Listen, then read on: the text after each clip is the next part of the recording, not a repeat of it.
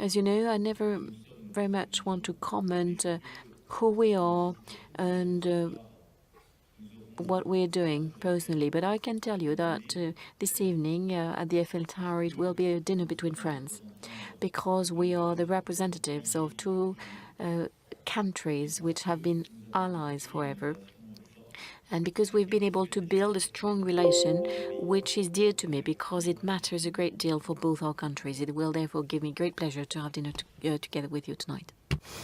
I think that I can reiterate we have a very good relationship, a good friendship, and we look forward to dinner tonight at the Eiffel Tower. That'll be something special. And yeah, I mean, something could happen with respect to the Paris Accord. We'll see what happens. But we will talk about that over the coming period of time. And if it happens, that'll be wonderful. And if it doesn't, that'll be okay too. But we'll see what happens. But we did discuss many things today, including the ceasefire in Syria, and we discussed the Ukraine. We discussed a lot of different topics. We briefly hit on the Paris Accord, and we'll see what happens. Okay? Yes, ma'am. Go ahead.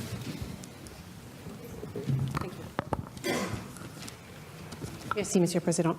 Mr. President, your FBI nominee said if someone in a campaign got an email about Russia like the one that your son Don Jr. received, that they should alert the FBI rather than accept that meeting. Is he wrong? Also, were you misled by your team in not knowing about this meeting? And Mr. President, thank you very much. You have heard President Trump say that it may have been Russia, it may have been others who interfered with the U.S. election. Is President Trump taking a hard enough line on Russia as you see it? Merci.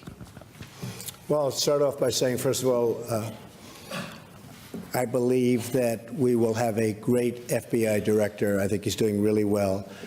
And we're very proud of that choice. I think I've done a great service to the country by choosing him. He will make us all proud, and I think someday we'll see that, and hopefully someday soon. So we're very proud of him. As far as my son is concerned, my son is a wonderful young man. He took a meeting with a Russian lawyer, not a government lawyer, but a Russian lawyer. It was a short meeting. It was a meeting that went very, very quickly, very fast. Two other people in the room, I guess one of them left almost immediately, and the other one was not really focused on the meeting. I do think this, I think from a practical standpoint, most people would have taken that meeting. It's called opposition research, or even research into your opponent. I've had many people, I have only been in politics for 2 years, but I've had many people call up, oh, gee, we have information on this factor or this person or, frankly, Hillary.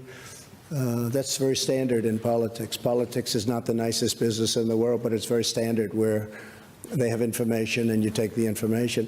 In the case of Don, he listened. I guess they talked about, as I see it, they talked about adoption and some things. Adoption wasn't even a part of the campaign.